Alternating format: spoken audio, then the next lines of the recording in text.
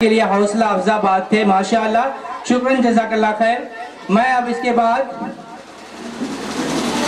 दावत देता हूँ इस स्कूल और इस मदरसा इरफानिया के सेक्रेटरी जनाब इरफान साहब को कि वो आए, स्टेज पर तशरीफ़ लाए और हमें सम अल्फाज कुछ कलिमात से नवाजें, जिससे हमारे भी हौसला अफजा हो, हमारे बच्चों का हौसला अफजा हो, टीचरों का हौसला अफजा हो और हमारे सोसाइटी के लिए, ताकि हम अपने सोसाइटी में अच्छी तरीके से काम कर सकें और सोसाइटी डेवलपमेंट के लिए हम खड़े उतर सकें, हम बच्चों को अच्छी तरबियत दे सकें, बच्चों को अच्छी तालीम दे सकें और जो भी कमी और कोताही है वो हम दूर कर सकें।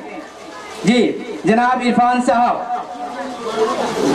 भारत देश में रहते हैं। भारत देश आज़ादी कब मिली? 1947 में।